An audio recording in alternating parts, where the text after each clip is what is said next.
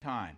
They're waiting on federal funding and whatever, and our plan is to support getting temporary repair until a permanent repair can be done. And that's what we need to have traffic moving for our community in South Maui, right? So please think about becoming a member of KCA if you're not.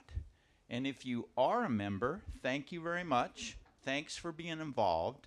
And thanks for coming to find out more about what's happening. So if you join KCA, the first year it's only $15, and you get a ticket to Pro Arts, which is much more valuable than that. So please take time before you leave to sign up and join if you haven't. If you are a member, again, thanks. And please tell a friend, a neighbor about what we're doing, because the more of us that gather together and join our voice, the more that we can get accomplished. So thank you. We're going to have Lynn from Pro Arts come up and talk a minute. She's our hostess. Hi, everybody. I'm just going to say this real quick. For any of you who are new to Pro Arts, welcome. My name's Lynn. I'm the executive director. I am dressed like this because it is set building week here. We have a very exciting production coming up.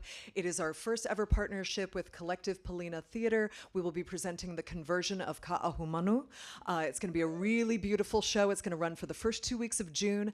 Get your tickets for that. We also have shows we've got John Cruz every 2 weeks. We've got Amy Hanaya-Li'i coming up. We have a magic show with David Kuraya, formerly of Warren and Annabelle's. We have something for everybody around. So if you have any questions, feel free to sign up for our email list up at the front. Ask us any questions. And thank you so much for being here and supporting one of the many nonprofits that we work with. And thank you very much, KCA. Thank you.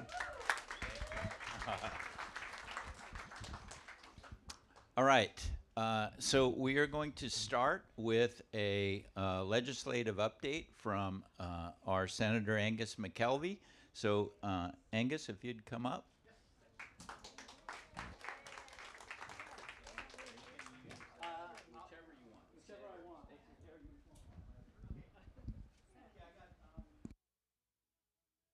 Okay. I don't know if I can see it. I guess I'll stand over here. If you want to go ahead and start the slide presentation. There we go. Okay. And I guess this is the click forward button. Aloha, everybody. Welcome to the 2026 legislative session update. I'm Senator Angus McKelvey, District 6, West Maui. Let me see if I can get this thing to work. Ma'alaya, Waikapu, and most of all, South Maui. Let's see. There we go. Okay, the big picture this year was we started off as everything that we're facing right now, and it really comes down to affordability. When we got together in December, we're like, affordability has to be the #1 priority. We got to try to give the most help we can to as many people as possible. So we decided to go with a disciplined budget approach, where we're going to protect the largest tax cuts for working families. We're going to redirect unused funds that are sitting in these special funds that have ceilings on them, of which excess money is sitting in them not being used. Eliminating long vacant positions, 5+ years. You have all these positions in state government that haven't been filled yet, and that's money that's being tied up in vacant positions. This one here, it did not make it in the final bill because thanks with working with the administration, we were able to reduce the spending of the admin through vacant positions by $60 million. So, and then sunsetting some of the long-term business tax credits. Their sunsets are out in the future. We'll get more to that later. But the bottom line on all of this is a balanced approach that supports families while strengthening our long-term financial stability. So who does the budget bill protect? It maintains tax breaks for Hawaii's working family and middle-class households. So married joint filers, income under $350,000, head of household for income under $262,000, and single filers, income under $175,000. The bill protects all the tax cuts we passed in 2024, so families can continue to take advantage of them, and it will increase the standard deduction for everybody until 2031. So it does two things: more money back in your pocket, and increasing the standard deduction, which means more support there. And you can see right here, here's the tax rate cuts for 2027, 29. We start off with this at 2027 with joint filers capped at 38,400, as well as joint to 48,000. We're moving it up from 5.5 to 3.2, moving it down to 2.5 and 5%. Then in 2029, we move it up slightly to higher brackets by moving them from 3.2 down to 2.5 and 5.5 down to 5.0, and many small businesses file in this area.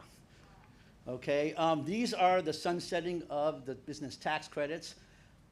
The proposal is to sunset the ship repair tax credit immediately because it hasn't been used. Most ship repair building has gone to the mainland. It's not being utilized here. The other credits, like the capital goods excise tax credit, it won't sunset until 2028. We're hoping that people can get relief and support through the tax reform that we did. 29, these will sunset. And then finally, in January 1st, 2031, the solar tax credit will sunset. The important thing to remember is this is off in the future. If the things that are happening to us now, both on the world stage and with the federal government, improve, then the idea is we can come back and pull this off of the sunset or push the sunsets back. But by setting this in a position in the future, we're able to close the books because we have to have a balanced budget. This is our Hawaii state budget. As you can see, it's quite the beast. A couple of high points I've said pretty much a couple of times here. The big three drivers for us are educate, medicate, and incarcerate. Human Services, Department of Health, Corrections, and Department of Education. Those are the big drivers. But you'll also see in there health premium payments of $1.2 million. That's to help people who are going to see a spike in their health insurance premiums because of the OBA bill, to help offset some of the impacts, especially for more vulnerable people who are on the metal plans. And then I was the chair of government operations this year, and this might be my sayonara year for government operations, but it's an important committee that looks at government operations to try to make some improvement. And one of the things we did this year was we're trying to speed up permitting. As you can see with the slide of the sinkhole right there. This, I think, will really be a big boost in the arm because what we're doing is we're setting up a state construction project office that will handle all state projects. The Senate position was to fund planners in the various county departments. Oahu wanted nothing to do with it. So we're like, okay, great, Maui gets it. So Maui, Kauai, and the Big Island, the state will be paying them $500,000 for county positions dedicated to solely processing state permits. That takes that off their table. And if you act now, when they're not busy with state projects and talking to DAGs, Department of County General Services, they're free to work on county projects. Now you've got planners on state projects. We're flipping over to the county side. We should be able to expedite some of these things. I'm very hopeful for infrastructure. This will be a big shot in the arm. And so the total appropriation for this is about $3 million. Okay? Local preference for our small businesses. We passed a local preference bill this year. This will allow qualified bidders and offerers to submit a preference certification to get a 10% bonus on their bid because they're a local small business. The original bill was totally unconstitutional. It would have been struck down faster than you could say Swiss Family Robinson. But we amended it. We looked at Florida and we looked at Alaska. Their local preferences have been sued on the most and have survived nonstop judicial scrutiny. And so therefore we modeled, took the best of both worlds and put it in this measure. So we're confident that this will be judicially sound and give local small businesses a chance to get some of these small purchase contracts, of which they're ready and able and willing to jump in. They just need the opportunity. And small business, speaking of small business, we also did a state enterprise zone. And this wild map here shows you the 3 potentially state enterprise zones. What it will allow them to do is basically to increase what is an eligible business activity to include several things. One of them is tangible personal property. That's the thing that many people sell here, especially to our visitor industry.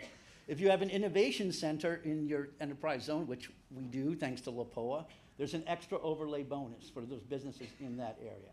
The reason why I'm bullish on this is unlike other tax incentives that have done in the past, which are just broad shots in the hope that something good will happen, the businesses have to live and be in our community. They gotta be in the community producing, creating jobs, not jobs somewhere else, not creating jobs in Idaho, creating jobs in our backyard. So I wanna thank Senator DeCoit because she was the one who really championed this, and she punched a lot of holes in this bill to make sure it was gonna be sound and workable and actually create the economic type of support that we needed. This one right here is a Hawaii Micro Lending Credit Enhancement Program.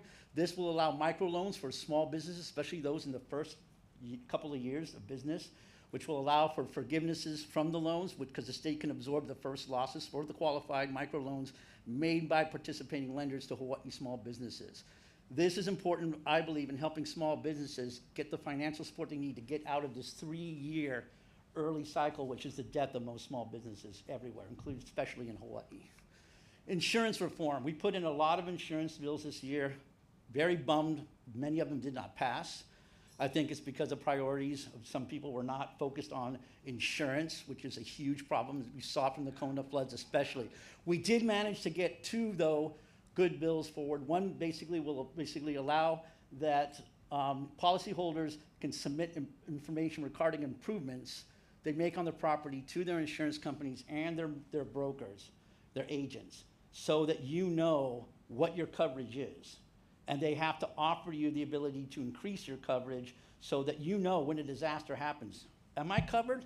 And if so, for how much? And if I'm short, where am I short? So this is one way we think that we can help homeowners stay current and be able to get the coverage they need. Healthcare, this is an ongoing struggle. We're in a healthcare desert. We all know this. But there are things that we're working on doing, like getting some high-tech new ambulances. Sorry, my staff put that in there. Senate Bill 2934 buys a Maui Advanced Life Support Ambulance for Maui County. This will appropriate funds to the Department of Health to buy this ambulance. It will be put into Central Maui. However, Central Maui's coverage of this new ambulance means that ambulance coverage for South Maui will be more reliable. Because so many times, because we only have 1 bus from Central Maui right now, we have to pull buses from other areas to service if they have a lot of calls coming in. It's not just your regular old ambulance, despite the cute picture. This is an advanced life support ambulance with wireless secure communications to the hospital and providers. So they basically, as soon as you hit the door, they can have everybody ready to go. And again, this will help all of Maui. Most of these bills, one thing about them and in the budget is it floats all of our boats. If we help one area of Maui, all of us get helped. And so the idea behind this was this will help all of us, and it gives us a much needed resource. And then we also went ahead and did a pilot program with Office of Wellness and Resiliency to develop and implement a medical debt acquisition and forgiveness program. It's a small start of money from the state, $500,000. Office of Wellness and Resiliency has to aggressively go out and get nonprofit, federal, and other funds. But the idea is to create a conduit for those who are really suffering from medical debt and are in danger of losing their homes and others, that they could possibly get some medical debt forgiveness. So very excited this passage, but it's just the start. We've got to really add teeth to this thing as time goes on. And then finally, revamping our statewide air medical services program within DOH was a critical thing for us. We're potentially going to get rural health transformation funds from the federal government, which were appropriated last year. The first tranche of money comes this year. And so by changing our air medical program and by making these things in there where we specify a director and an annual licensure that funds the program, we can get these rural health transformation funds, which allow us to have a robust, secure air ambulance system that can be there in case of emergencies, as we saw in Lahaina. But there's a lot of things that didn't pass. One of them, which got in the news really, was we did one in for Hawaii wildlife viewing rules, which would have mirrored the federal rules on wildlife viewing. Harassment already is a violation in the HRS. However, harassment often begins when there's no monitoring, no state laws in place. The feds don't show up, and unfortunately we have incidences continuing to occur.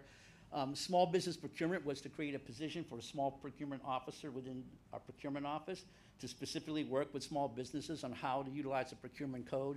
Although it passed, we're confident that the administration can continue to support it.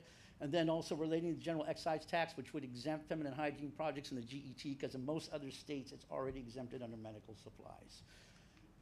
And more of the insurance bills are coming back, because as long as I'm there in Honolulu, I'm gonna keep bringing them back over and over and over again, because we have to catch up with our friends and neighbors from the western states. Because the more aligned we are with them, the more likely it is we can force the federal government to step into the picture with some kind of federal support, whether it's a TRIA or reinsurance or something. But that's the idea behind continuing to bring these back. Infrastructure on top of mind everywhere. Although this is in Lahaina right here, to rebuild King Kamehameha III Elementary and the infrastructure in Lahaina, it's the use of insurance money that the state was paid for from the loss of those buildings to pay for the construction.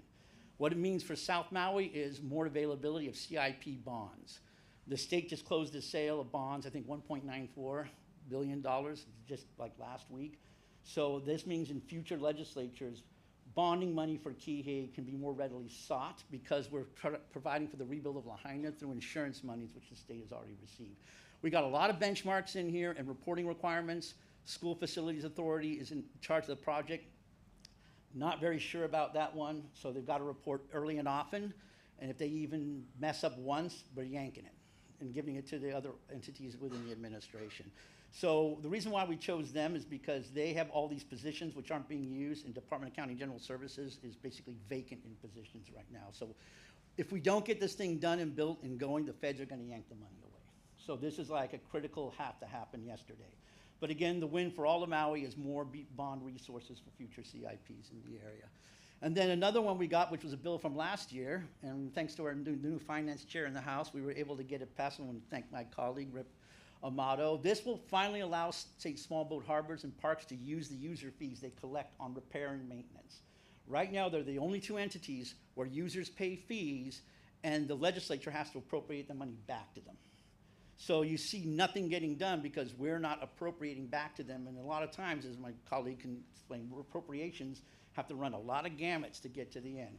This allows them to use the money to do repairs and maintenance on Kīhei Boat Ramp, Ma'alaia Harbor, and all the other, as well as the state parks. But they got to report to us when they're doing it twice a year, and they got to submit a report June 30th, December 30th, and this will ensure that what happened before, which is what led to this law, doesn't happen again, which is funds being pushed around in certain areas where there really is no need, or the need is maybe dubious compared to other areas.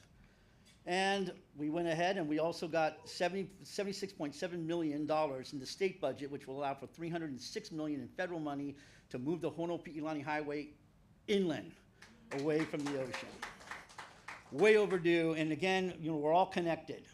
People, we work, live, and play on the west side, just like here. If that road goes down, which in the Kona Low, it pretty much was underwater, everybody's stuck. And so this is why I think this was a good thing for all of Maui. And we also secured another $400,000 to basically do some repair work on the highway itself. Ma'alaia Harbor, we secured $500,000 for design and construction of the new floating dock with electrical water service at the north side of the harbor. That's over there.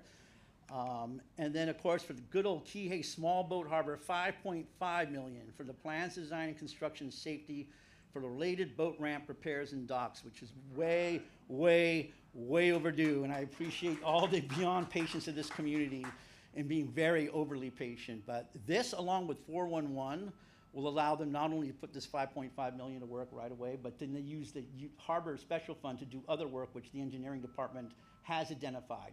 We also gave some money to Kaho'olawi Island Resource Commission, which operates the boat area next to it. They want to partner and be stewards with us on creating a better area, Kīhei Boat Ramp. So between all 411, the 5.5, and the support for Kirk, I think that we'll be able to get some much needed attention finally to this harbor.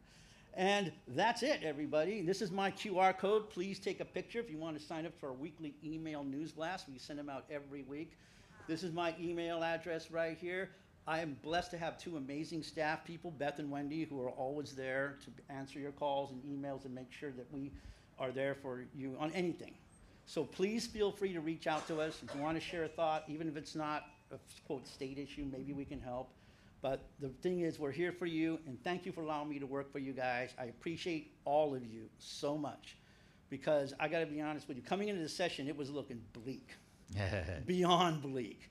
And the fact that we were able to rally, educate my colleagues, and get their support, I think bodes well for next session, much more well. So thank you all for everything. Appreciate everything that you guys are doing and everything you guys are going through. We're all going through it together, but I'm here to work hard for you and my staff, and just aloha. Okay, can you answer a question or two? So can you talk about what you know about funding or lack thereof for the North-South Collector Road? Stiff, right? It's the issue is the permitting. Issue is SMA. Issue is the people who won't give the easements to the road. Yeah. There was a bill that was supposed to help this situation, a House bill. But unfortunately, I gave the language to the negotiators that was needed to get this thing going for Kīhei while still being mindful of our environment and the greater picture. Unfortunately, the negotiator ignored the language and threw in language which basically makes it a self-defeating measure now.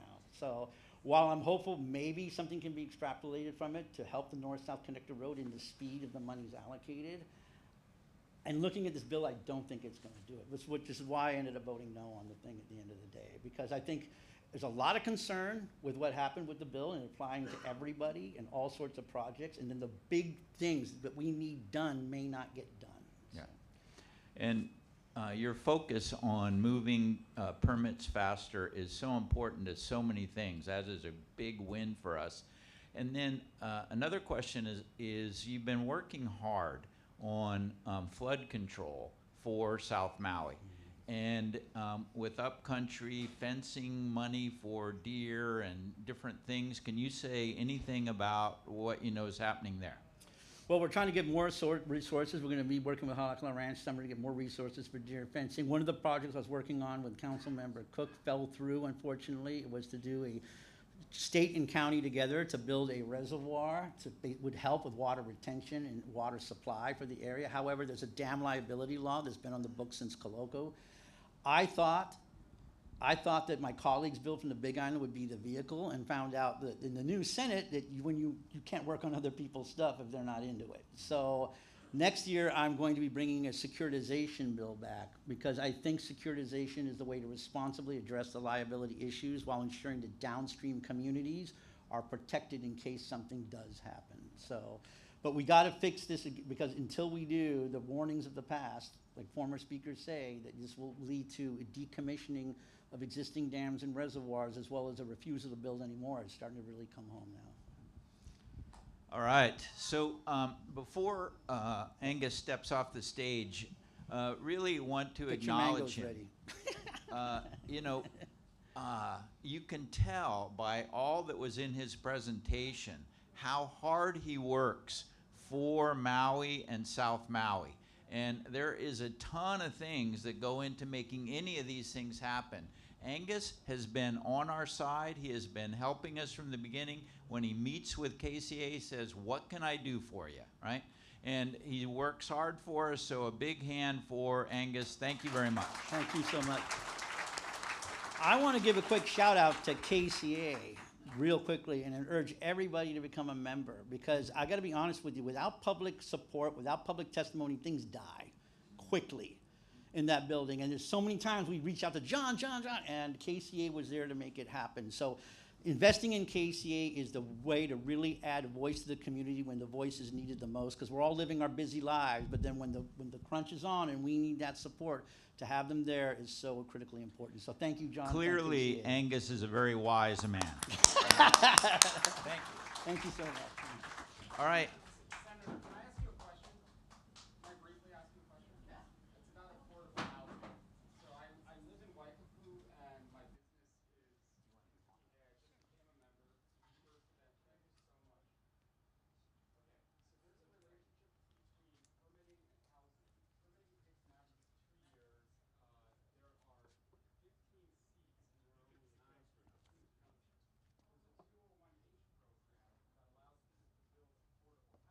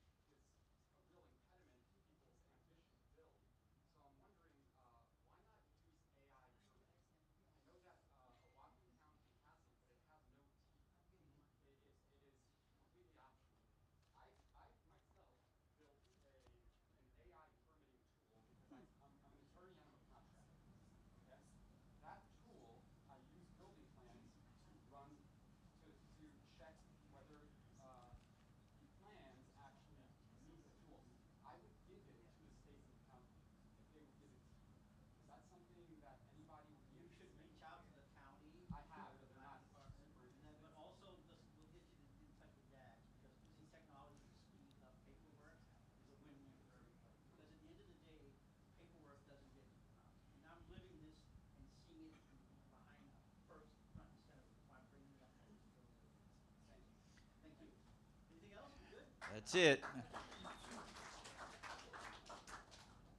All right, next we have Terez to talk about the things that she's been working on. And again, Terez is an amazing energizer bunny when it comes to dealing with all the legislative process. A lot of us aren't aware, but every legislative session, there's a couple thousand potential bills introduced. And they have to go through and see what they're going to support, what they're going to reject, all that kind of thing.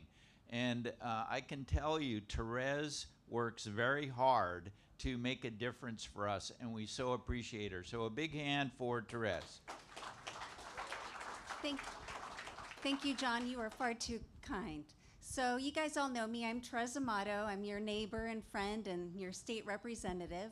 Before I begin, it's going to be a whirlwind presentation, but before I begin, I want to take a second to thank KCA for hosting our meeting tonight to keep us all informed. Mahalo to Pro Arts for hosting us here.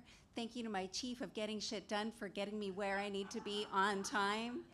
And thank you to all of you for being here, for really caring about our community. Okay, so I'm going to give you about a year's worth of work in about 20 minutes. Here we go. So, go back to this one.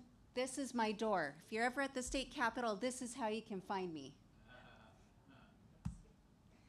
So as your state representative, there are many jobs that I have to do, including fixing bills to try and make better laws. I serve on 4 committees, which is more than some of my colleagues, because, you know, my office jams. We get a lot of work done in my office. So I have the privilege of serving on 4 committees to help our community. And this past session, I also served on 13 conference committees to help in the negotiation of bills prior to their becoming law. So since the last election, there were 5,311 bills that were introduced. Of those, 572 became law, which is about an average of 10.7%. In 2025 and 2026, I was a primary introducer of 572 of them. Of those, 240 passed. So that's about a 42% average. That's 4 times the average, so that's pretty good. But why is my percentage so high? It's because I'm very selective about what I consider a good bill. My criteria for making a decision on a bill is very simple. First, I read it, and I have 3 criteria. It's, will it help people? Does it preserve and protect our environment? And ultimately, is it the wish of the people in my community? And if a bill can meet those 3 criteria, I will vigorously fight for it. It is my mission to legislate from the heart, always using science as my guide. So of the 5,300 bills, data management and my staff are key. In my office, we try to hire the smartest staff we can find, which is challenging sometimes because the state does not provide much resources for that. So we try to hire the smartest staff we can find, and we use advanced computer hierarchical database tools as well as vote with knowledge tools that my staff scientist, Dr. Joe, developed. This year, my team also developed a new advanced artificial intelligence analysis tool. We use AI, but only with extensive human oversight, because I am a firm believer that AI must have guardrails before we unleash technology. We must be sure that we are protecting data and privacy. So instead of reviewing the 5,000 bills tonight, let's just go over a few areas. And right now, the laser focus is on affordability. Of course, making housing more affordable. I would like to talk to you about your AI permitting after the meeting, if you don't mind. We'll discuss tax breaks, making sure we get our fair share of the state funds. We've got to protect our environment. Government accountability is a big one, especially with what's going on at the federal government level, and much more. So making housing more affordable, since 2022, the state has co-funded with Maui County and completed 465 affordable housing units in South Maui. But affordability is our #1 goal, because we must develop carefully, ensuring that infrastructure is planned for and follows a community wishes. We cannot just develop willy-nilly. We have to develop where the infrastructure exists, and as long as it meets the county, the South Maui Island Plan is critically important that we follow our community's wishes. So some of our progress, HB 1800 sets aside $250 million for infrastructure development and affordable housing to help keep our ohana here. SB 3219 proposes a constitutional amendment to allow the counties to issue bonds to fund infrastructure needed to build housing. SB 2060 provides financing for the development of the rental housing units required with preference to projects in perpetual affordability. That means they stay affordable forever. Because what's the point of building something that we say is affordable but in 10 years converts to market rate? That's not perpetual. So HB 1740 incentivizes projects that have resident-only restrictions. This is groundbreaking. It's a big deal to do resident-only restrictions. SB 2552 increases pre-tax savings in housing accounts up to $40,000.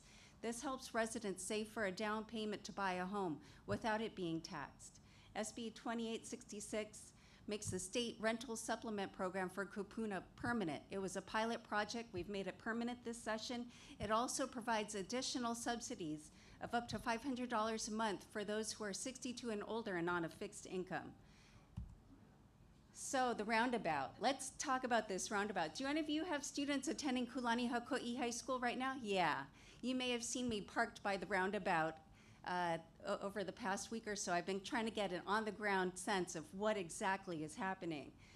I mean, I can tell you that right now, the state is ignoring law because we all know that the State Land Use Commission said that they must build the grade-separated pedestrian crossing.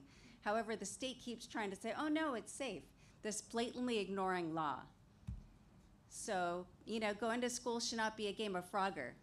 The only thing I saw in the state's defense is that I have not seen any students actually trying to cross the raised crosswalks this week. But I did see cars trying to play Frogger to get through the roundabout, which was shocking.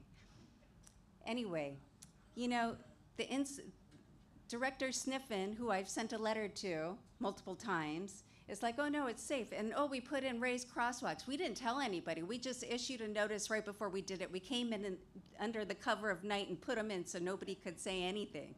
They're like, oh, it's safe, it's safe. I'm like, oh no, it's not. Wait till you drive it. So I've got a meeting planned with the governor, but it's a mess. I mean, it's a clusterfuck. It's everybody's favorite thing to hate.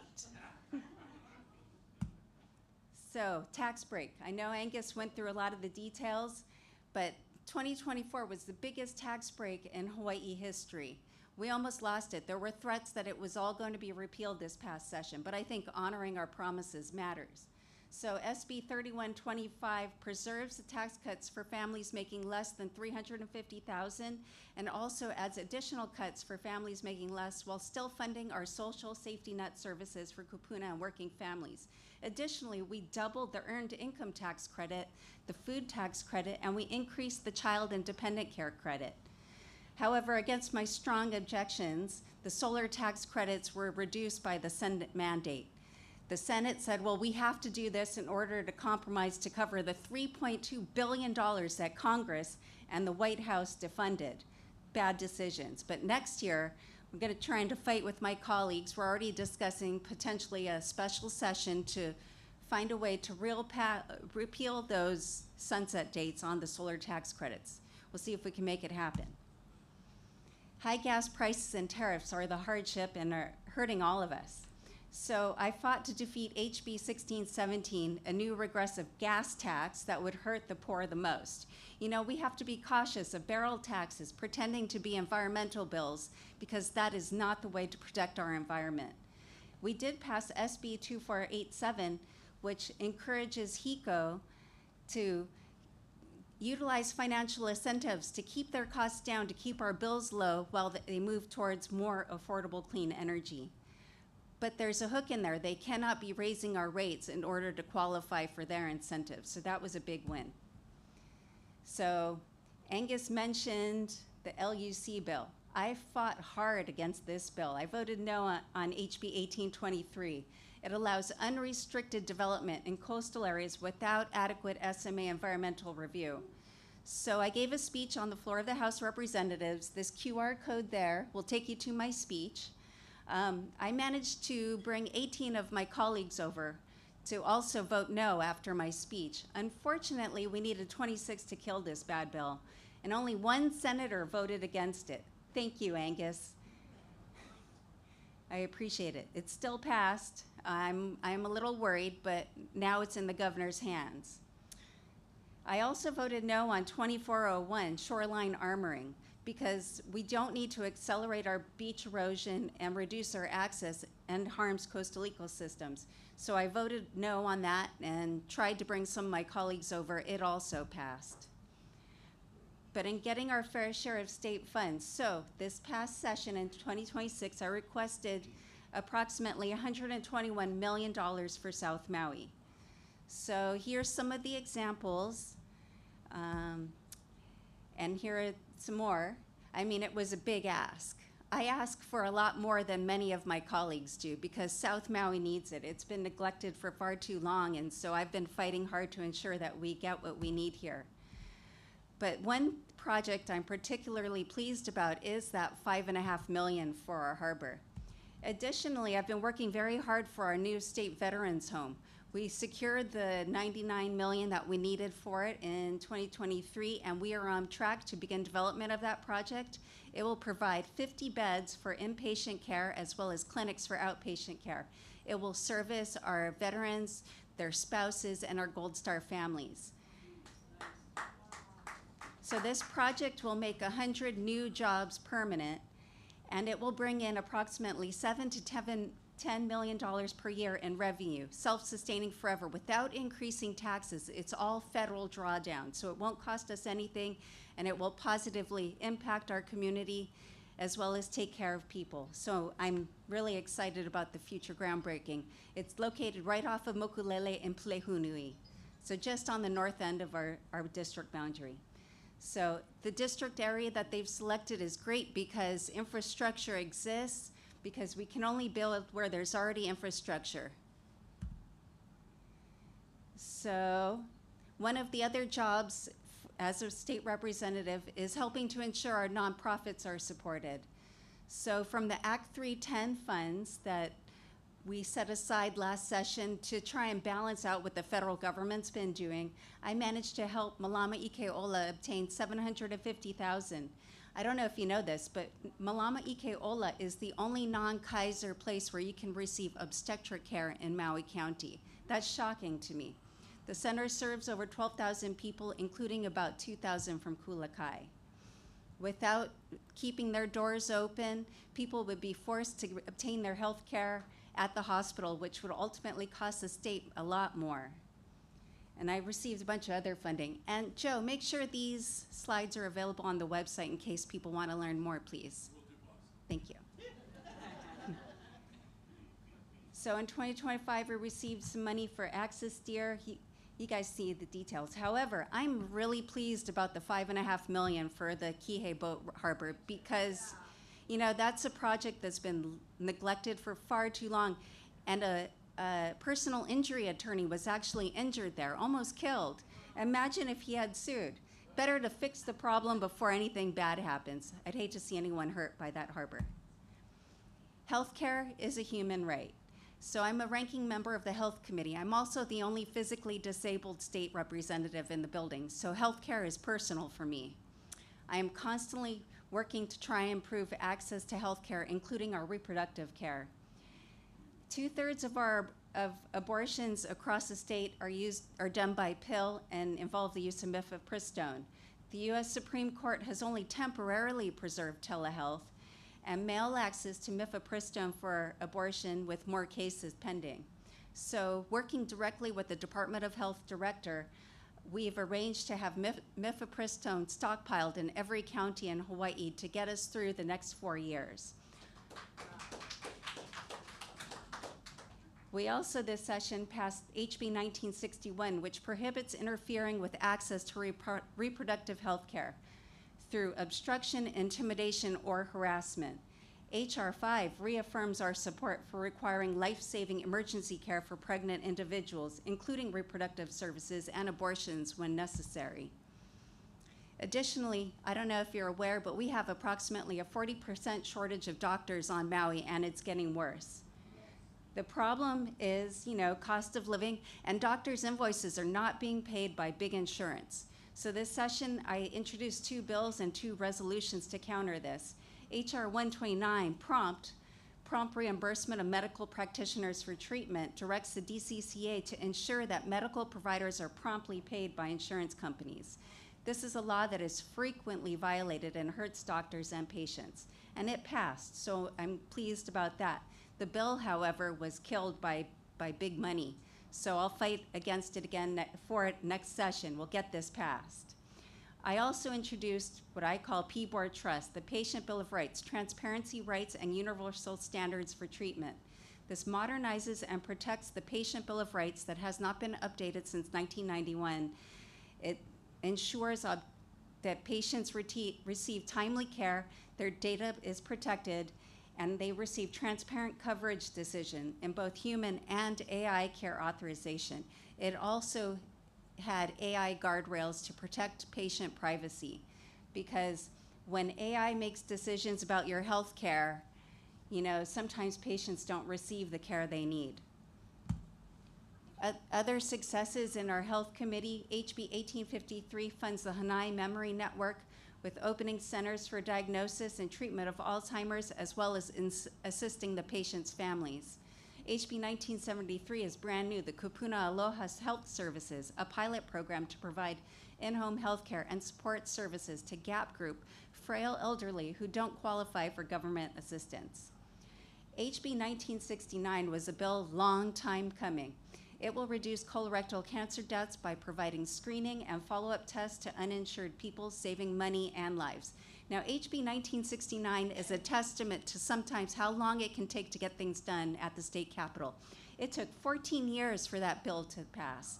And I just want to thank Senator Roz Baker for championing this when she was in office.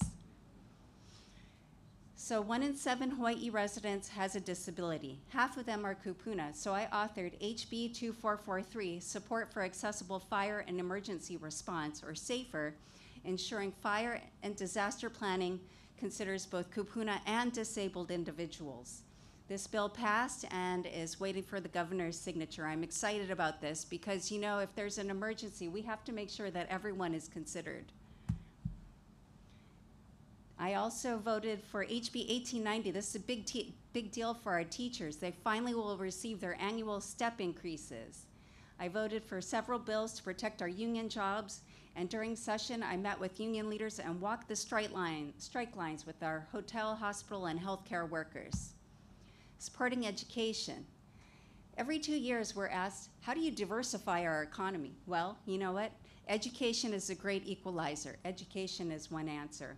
And as the vice chair of the Higher Education Committee, I was proud to route funding to UH and UH Maui College.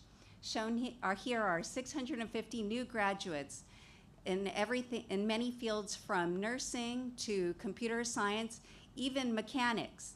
And if that's not a diversified class, I don't know what it is. So strengthening elections. The state is now the front line of our defense.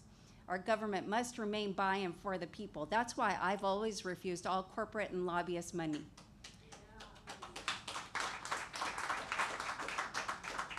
We passed 2471 to prevent corporations from contributing to political candidates. It doesn't start until 2027, but it is a step in the right direction. SB 2466 prevents the unwarranted removal of our chief election officer to ensure that our elections are protected. You know, in a sick and unconstitutional national security presidential memo, NSPM 7, Trump declared an enemy within, saying protesters are domestic terrorists. I say all Hawaii residents and protesters and immigrants are entitled to live with dignity and without fear and receive due process. So we passed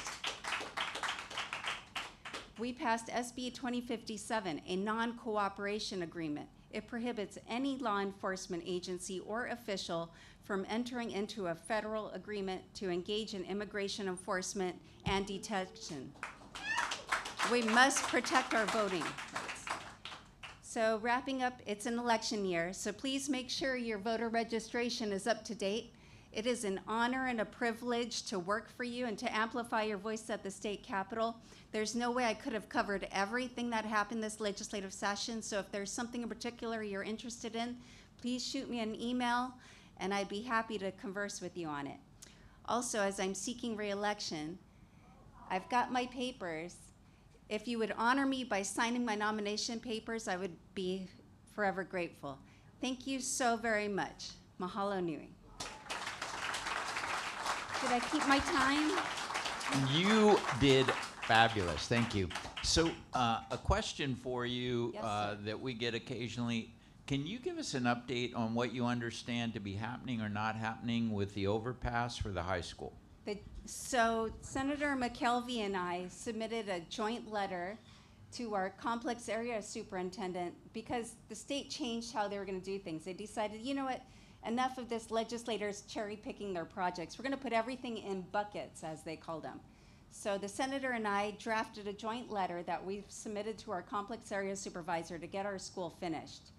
So it's one of the projects that we're constantly hounding on. I mean, our high school is far from complete. So that is one thing we're working on. And I am still fighting with DOT for our GSPC, but I am not letting go. Nice. Thank you very much. Thank you. All right, so can you, again, all right, well, just one quick question then. I just have a question. Well, first off, thank you so much for everything that you're doing for our Bukuna, our Nahui, our Ohana. One of the things that, thank you for all the things that you're, as far as was passed. Mhm. What is the process from when the bill is passed all the way to when services are received or can be received? Okay, so the way it basically works is after we introduce the bill, we vote on the bill, it has 3 public hearings and it's finalized, say we pass it. It then gets sent up to the governor and his team decides whether or not he's gonna sign it or not. Once he signs the bill, it then goes to whatever agency is responsible for implementing. And then from there, they like, well, I don't know, it's gonna take us some time. Did you give us enough money? So it can be anywhere from immediate to sometimes we have to go back and say, hey, we passed this law, you need to follow it. So it can take a little time sometimes, and other times it's like that, especially if it's something that doesn't require funding. It's much quicker. Thanks for your question. No, we're out of time. However, I will be around. I'm staying, I'm not going anywhere. and you know, I think it just speaks for itself how hard she works, right? I mean, it's amazing looking at all of this. So a big hand for Terez. Thank you very much. Thank you, John. I raised my hand, can we pass her nomination around? Because a lot of us would like to sign it. Come up after. Come up after. Better if we can do it now. There are many ways to get things done. All right. So, is Tara here? Where are you? Okay. All right. Tara got here a bit late. And Tara and Wes, if you would come up. Tara Owens is a Hawaii Sea Grant Coastal Hazard Specialist on Maui, and she serves as a liaison science and technical advisor to Maui County's Planning Department. Do I have that right? And then Wes, is it Cryle? Yes. Wes Cryle is a Hawaii Sea Grant Coastal Restoration Specialist focused on dune and ecosystem restoration. So if you're not aware, coastal erosion and sea level rise, I mean, you know, these are more real for us than many other places in the country. And it is so great to have people that are dedicating their time and their careers to making a difference in this area. So a big hand for Tara and Wes. Good evening. Thank you so much for having us. I was late because I was on mom duty, had to do the sports banquet at Kīhei Charter and then rush over here. So double duty tonight. Thank you for the very good introduction. It's been so long since I've been here with this group, so we appreciate the time to have the conversation with you. And like Representative Amato, it's going to be really hard to cover everything that's going on in South Maui on the shoreline in a short amount of time. So we will touch on the highlights, and we're also always available for conversations, phone calls, emails. Wes and I, we are both extension faculty for the University of Hawaii Sea Grant Program, which is based on Oahu, but we live and work here in this community and focus on Maui's shorelines. So we're going to talk to you about some of the trends on the shoreline. We should mention a couple of friends in the audience. We have Robin Lyles, who's one of the County of Maui shoreline planners, also here on her own time in her personal capacity, but that shows you her dedication. And Vernon Kalanikau, who provided a lot of the photos that you see in this presentation because he's always our eyes on the ground, which we really appreciate. Oh, Tova's here too? Oh, and Tova's in the back. So Tova Callender, who's a watershed coordinator, works with DLNR DAR and coordinates so many things with us as well. Okay, so the picture you see here on the screen comes from June of 2025. What do you notice? It's water over the bridge, but why?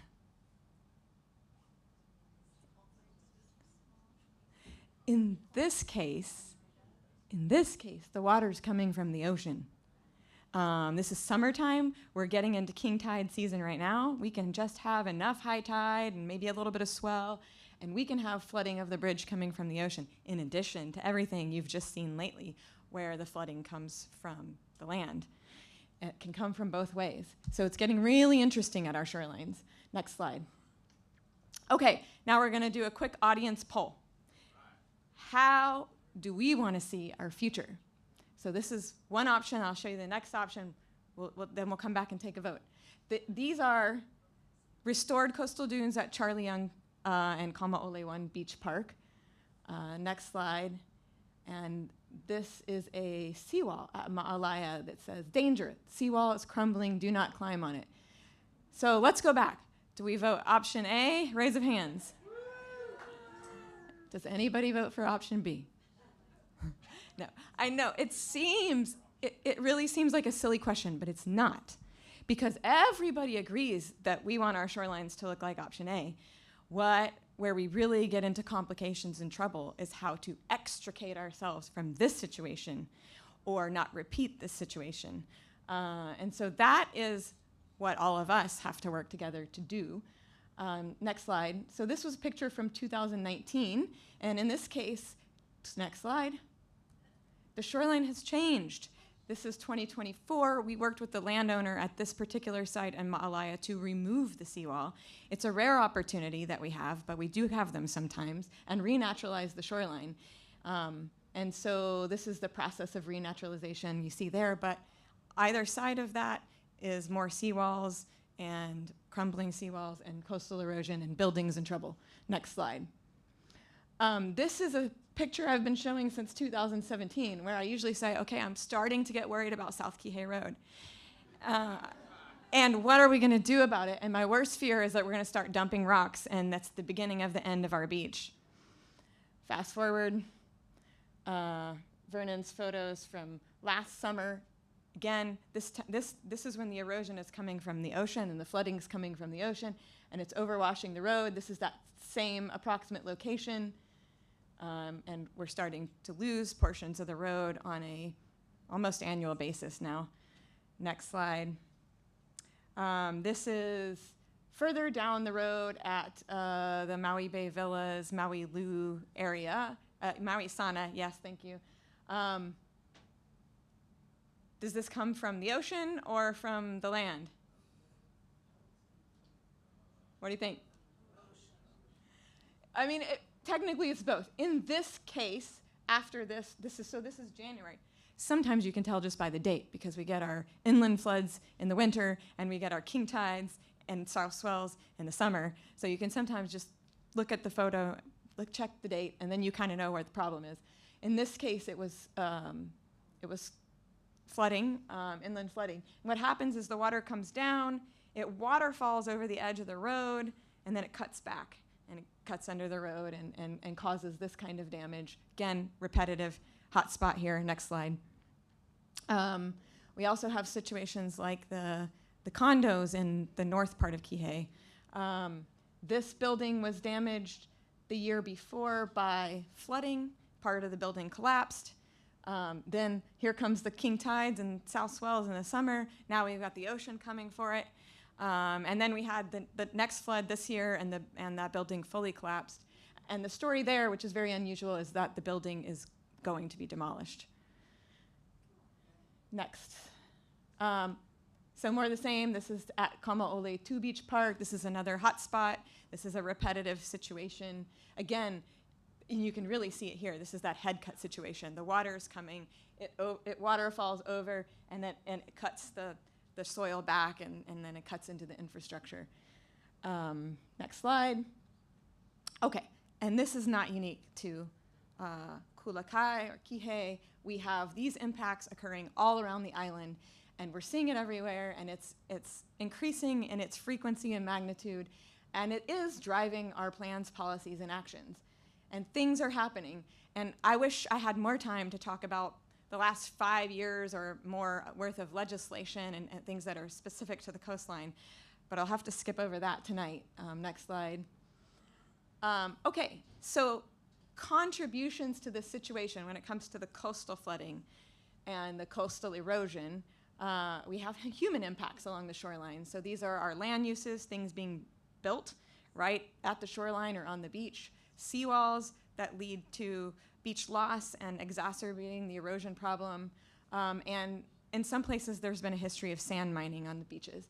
Also, seasonal wave conditions and storms, like our swells or our Kona storms. And as our buffers along the shoreline, our beach buffers decrease over time with sea level rise, these seasonal events are starting to have bigger and more impacts. And then the last one, which we'll focus on here a little bit more, is sea level rise. So next slide. I'm pretty sure probably most of you are familiar with the Hawaii Sea Level Rise Viewer, but you can go there, you can zoom into any site, and you could look at the projected exposure or impacts of sea level rise in the future. And there are 3 ways that sea level rise can affect us. One is passive flooding or high tide flooding. That's like the Waiakoa Bridge situation I showed. Other is annual high wave flooding. So when we get our seasonal swell events on top of increasing sea levels, we start to really see impacts. And the third is not a type of flooding at all, it's erosion. So we're talking about we're losing land permanently. And the way we respond to these can be different depending on the primary issue at a particular site and the opportunities at a particular site. Next slide. Can you go back to that for a second, please? Sure. I just want to highlight something. Everyone can see at the bottom, www.hawaiisealevelriseviewer.org.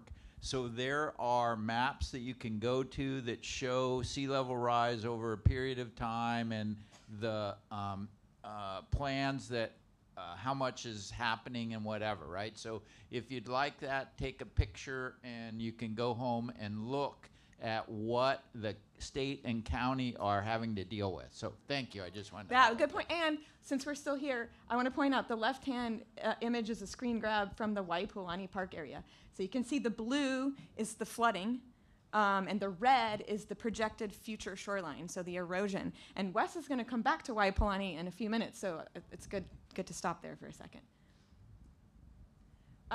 And for Kīhei in particular, I want to point out, if you look at that passive flooding model in the sea level rise view, or high tide flooding, it's really important in Kīhei and some other areas on Maui as well. But as sea level rises, we get water coming from the ocean, but we also get it coming up through the ground where the ground is very low. And so all of you know that Kulakai was basically a lot of wetland that was filled and developed. And so we have a situation where we are not able to deal with water very well, and that's going to increase in magnitude over time. So you can look where the water is going to come up through the ground, and we'll either have new wetlands or wetlands that are growing bigger. So you can see over there is the Halama Street area, and you can see over here is the Kalama Park area. And I want to point out, in these images, I'm looking at 3.2 feet of sea level rise, which at the time that this system was developed and the models were done, was the high-end projections for where we'll be at with sea level rise by 2100. Next slide. But since then, that was about 2018, science has progressed. And then there was a pretty monumental study done in 2022 by NOAA, and these are the projections for Hawaii by 2100. And there's a range of projections depending on how we do with our greenhouse gas emissions. We're not doing very well with those. So just kind of looking now at the intermediate scenario, so not a low-end scenario, which we've surpassed, not a high-end scenario, but an intermediate scenario, we're now looking at more like 4 feet by 2100, and UH is going through the process now of updating our maps. So next slide. And then the question becomes, what do we do on our shorelines? There's never a one-size-fits-all solution. And there's only so many tools in our toolbox. It's really about trying to find the right tool for the right place, and sometimes a combination of tools. We talk a lot in our world about adaptation pathways. So looking at how the future is going to progress, identifying triggers for when we need to respond, and using these tools in the appropriate ways. It's interesting because how we use tools isn't just influenced by the environmental impact or the science, but there's a lot of legislation can have an influence. Funding, economy can have an influence. And there's all kinds of things that become part of the conversation that make it really complex. But so on one end of the spectrum, we have armor the shoreline. We have tried to move away from that. It would be a solution of last resort. It has all kinds of consequences. We know that now. It was common practice in the 70s and 80s and 90s and even into the 2000s. But we've moved away, except Representative Amato mentioned some new legislation that certainly does muddy the waters a little bit. Opposite end of the spectrum is do nothing, let things fall into the ocean. I don't know if I really should say this, but I kind of feel like that's what's happening with South Kīhei Road. It's sort of the default position. But the things that the coastal planners we work with focus on are these preferred strategies in between. For flooding, sometimes you can accommodate flooding by elevating structures or reconfiguring them. Sometimes you can move away from the coastline, manage retreat or realignment, and I'm going to talk momentarily about setbacks in Maui County. And then sometimes there are ecosystem-based approaches we can take, dune, beach, wetland, stream, or reef preservation. And Wes is going to come back and talk about, we have a lot of focus on dune restoration, so he'll update you on that. Next slide. And I'm going to have to wrap up. Hopefully you all know, we went through a long, we being the County of Maui with Sea Grant and support, a long and arduous process to update the county's shoreline development setbacks a few years ago. They were adopted in 2023, 2024, after like a 8 to 10 year process, which was very difficult. But what the county did was they took the erosion hazard line, that red line from the sea level rise viewer, 3 feet of sea level rise, projected future shoreline, and adopted it as the new shoreline setback, which means, so we're looking at, where are we here? We're at Keavakapu area. So you can see where the homes are and where the erosion hazard line is. There'd be 80% confidence that your property will be safe from erosion landward of this line. But if you come to rebuild something new or tear something down and rebuild, you have to be landward of that line. Next slide. Quick, we have a lot going on in Ma'alaya. We could spend an entire hour talking about visions for that area. But one thing we have been working on is, can we restore Kanaio Stream? I don't know if you can see the little shaded area where it says restored Kanaio Stream. Yeah, Wes, help me out here. A long time ago, this stream was diverted, as a lot of streams were during the ag days.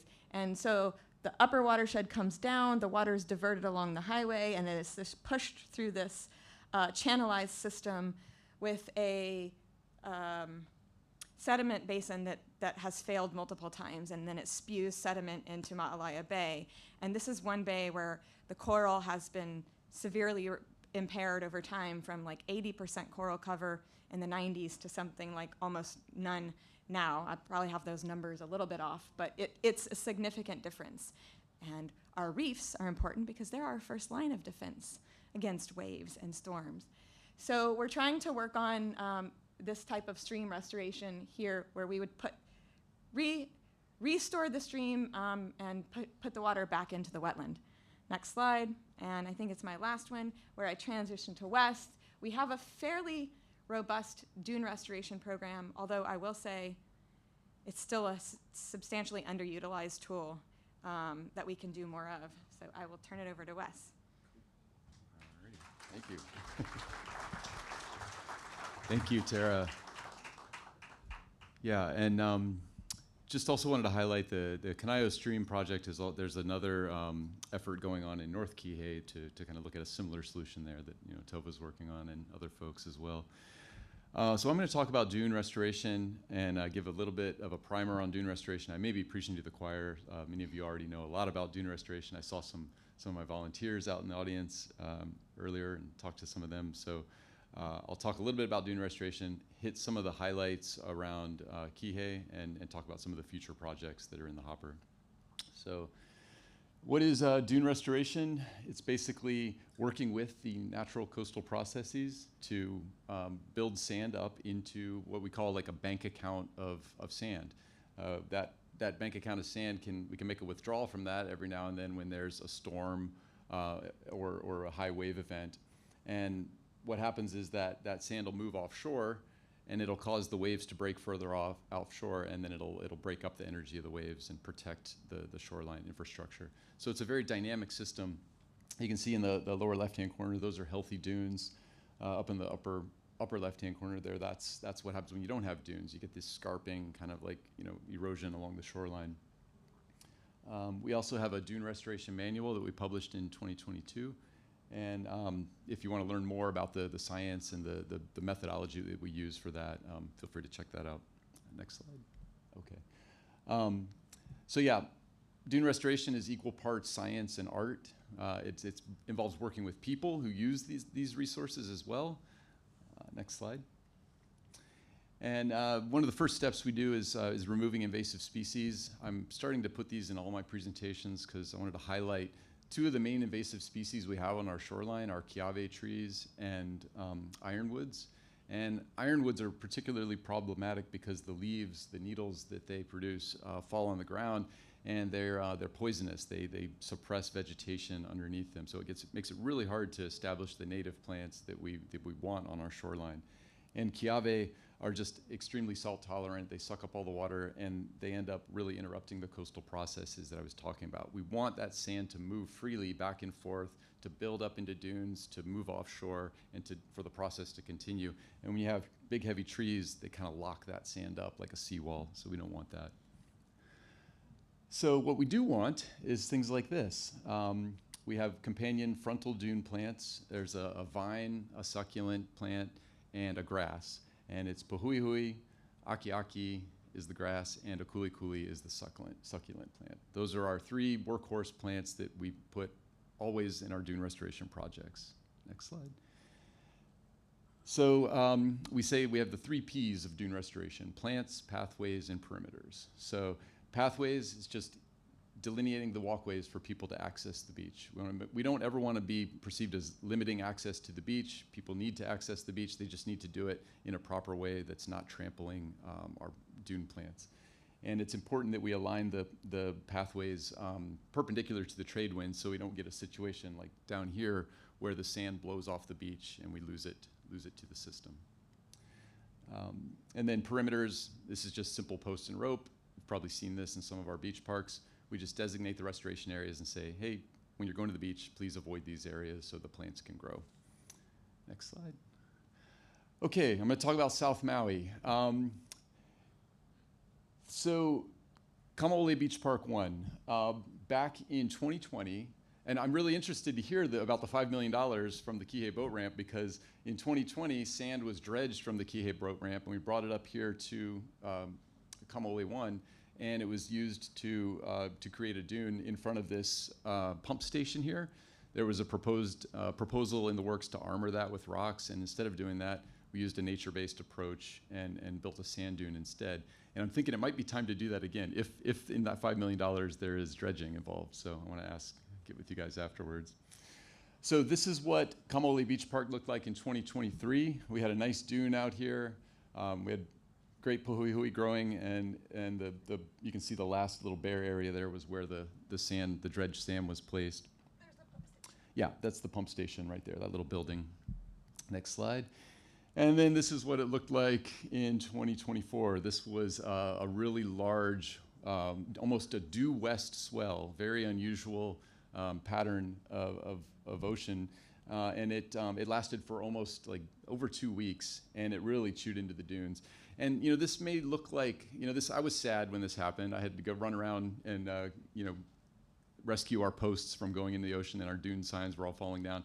And it was sad for me, but really dunes are meant to do this. The dunes are sacrificial, and they're meant to move and move around like this. So next slide. So if you look at, so this just summarizes what happened. We had this large west swell, high tides, major erosion, and it resulted in about a 10 to 12 foot scarp here. That was a huge drop off. All right, next slide.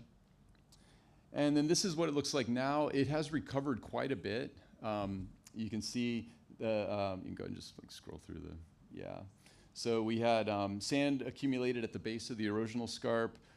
We have new frontal dune forming slowly, and we have vegetation kind of colonizing out here. So the process is happening, and this area is starting to stabilize a little bit. Next slide.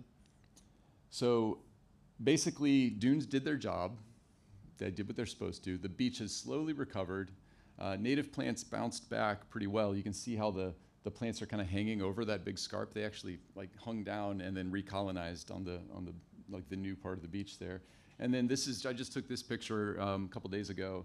This is a new frontal dune, forming out in front, and you can see the puhui starting to grow on there too. So, yeah, and the puhui is capturing sand and building it up. The puhui has cup-shaped leaves that, as the wind-blown sand blows along, it catches that sand and it builds up over time. So, yeah, and so stay tuned. We're going to be doing some work in Kamole 1. So those of my volunteers that are out there will be, things have stabilized enough there that we can start planting again, and we'll get that place looking good again. An update as well, we have a Parks Dune crew right now. So in fiscal year 2023, there was a dedicated dune restoration crew established within the Parks Beautification Department. It has 3 employees. They have a bunch of equipment, trucks, and watering trucks and everything.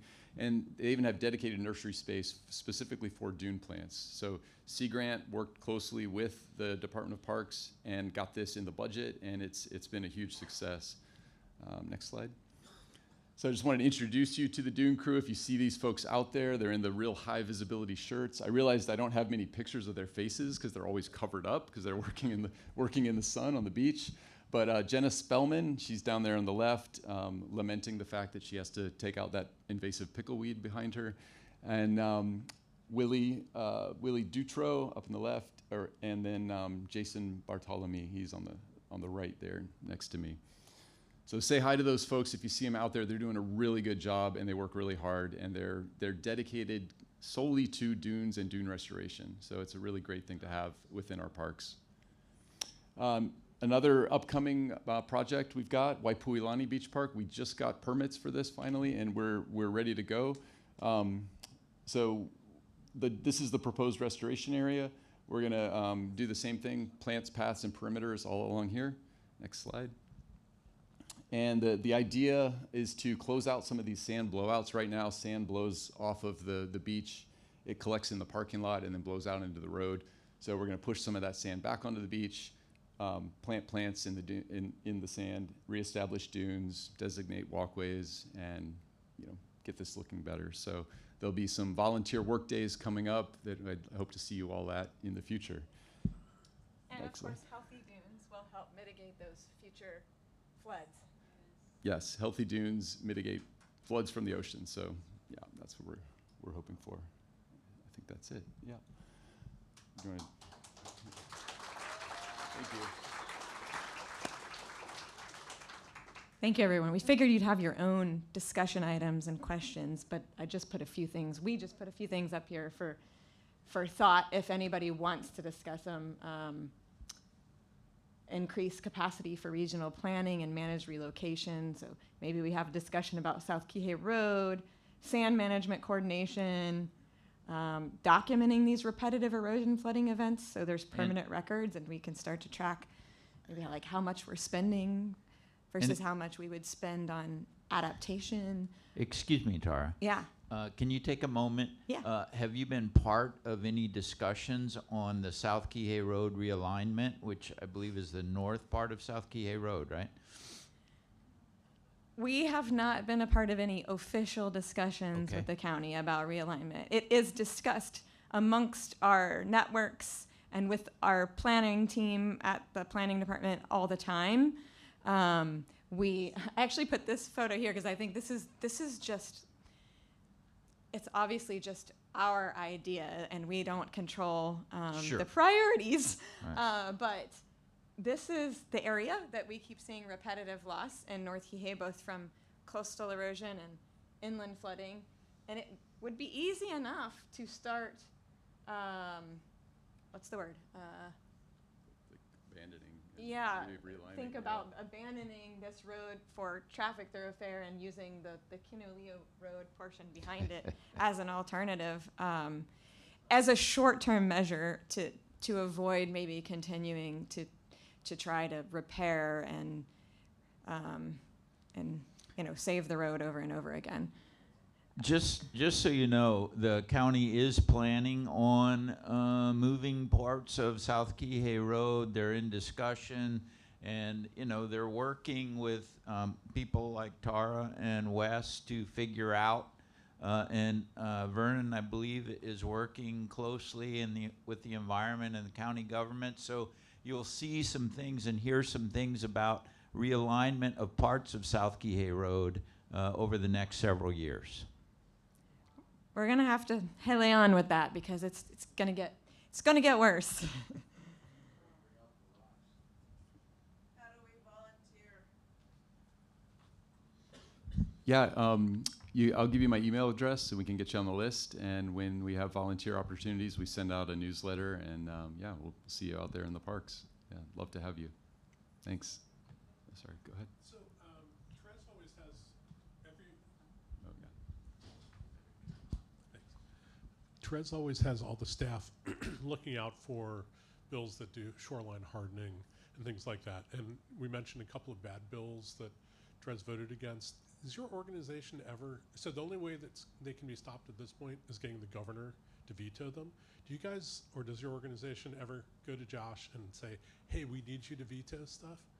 Or do we need KCA to do it? Or? Yeah, so we try to very carefully stay in our lanes as coastal scientists and advisors to the government organizations we're partnered with. So it's better if we're providing information about the benefits or drawbacks of any proposed legislation and letting the organizations, other advocacy organizations like KCA or even the government agencies we work with, be the voice of change. So we, in addition to us here at Maui County, we have a coworker at Kauai County. We have a coworker who's at DLNR, Office of Conservation and Coastal Lands. So we're sort of infiltrated into these agencies, but we provide recommendations and information and let everyone else do their work. Thank you. Another question? Hi, thanks for being here, Wes and Tara. Hey. Good to see you. It's always good to get your updates. I wanted to talk about the wetland restoration because I think your project at Waipuilani is maybe in between Brandy's project on one end and Cody's project on another. So are you working with those two on their wetland restoration projects? Yes, definitely. We collaborate with both of those folks.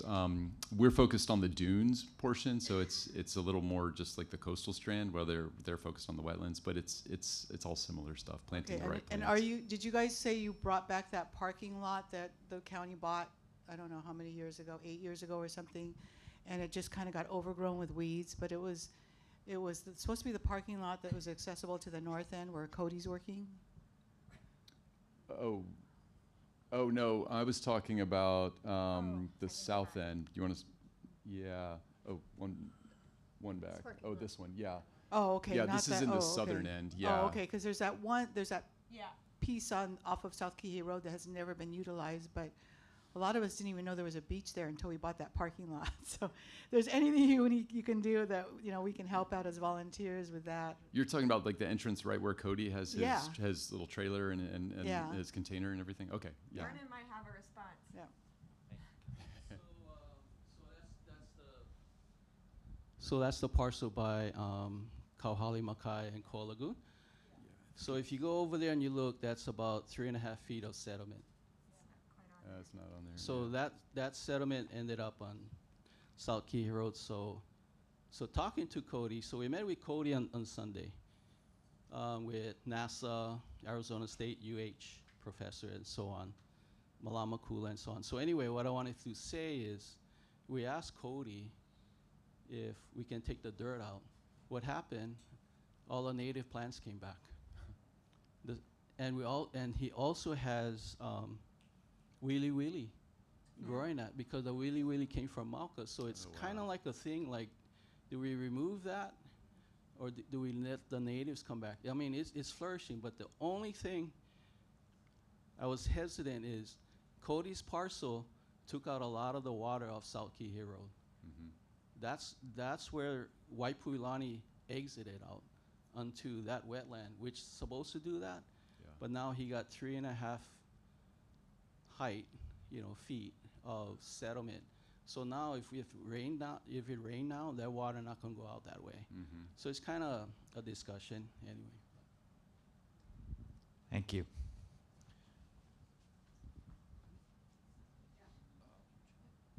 I'm just wondering whether our county council representative, Tom Cook, is here tonight. He's not. This is his area. Okay. I just wanted to know, when you were your particular Hawaii sea level rising viewer, on there, can you go and put in your tax key code and be able to see the projections of when that's going to affect your property? Yes, you can. Address or TMK. Okay. Yep. All right, that's all the time we have for questions. You can ask them questions after. So, again, listening to this, I hope you're proud, right? Because there are people working very hard on problems that are going to affect all of us in Maui, right?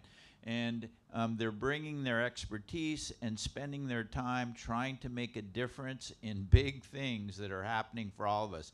Really appreciate what you do and your presentation. Thanks so much. Thank you. Yeah. Thank you very much. You guys have been great. All right, it is time to wrap up, so there's a couple of things. What we do, we're a community advocacy group, and one of the things we do is we have what's called the South Maui Voice Team. And you can sign up if you haven't already. Many of you here are already on the South Maui Voice Team, and you will get an email once a month or every couple of months with an issue that we are trying to make a difference in, and what the issue is, what the talking points are, and who to send an email to, or where to testify to help move things in the direction that they need to go. Again, the more voices in the community that speak up, the more that we can accomplish. So we have a couple of different ways. It's very easy to sign up. This is a little business card, and it's got a QR code. See that QR code? And all you do is flash it on your phone, and you can sign up in 30 seconds to be on the team. And it doesn't cost anything. You don't have to be a member of KCA. And you will get updates occasionally, and we will say, this is what we're working on. Like right now, we are working on getting you'll get an email about this in the next week or two, getting the sinkhole fixed and getting that part of the road back in operation, right? So the more of us that can speak up about that, the more likely it is to happen. So, and then if you don't want to do it the high-tech way, we also have pen and paper forms that you can sign up with tonight. So if you need a pen and paper form, raise your hand, and Audrey will get that to you. If you want one of these cards, Audrey has them in the back. And again, help out your community by being a member of the South Maui Voice team.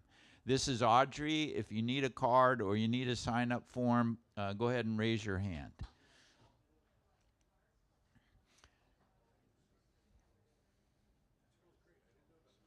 Yeah, it's pretty cool. We have about 150 people so far. Yeah. Okay, and then a couple last things. We support the Maui Food Bank. And every time we have a public meeting, and our next public meeting is the 3rd Tuesday of next month, please remember to bring some food and support the work of the Maui Food Bank. And finally, again, thank you for showing up and being part of the solution, finding out what's happening so that you can help us take action. Thanks all of you who are members of KCA, and those who aren't, please consider joining. Have a good night. Thank you very much.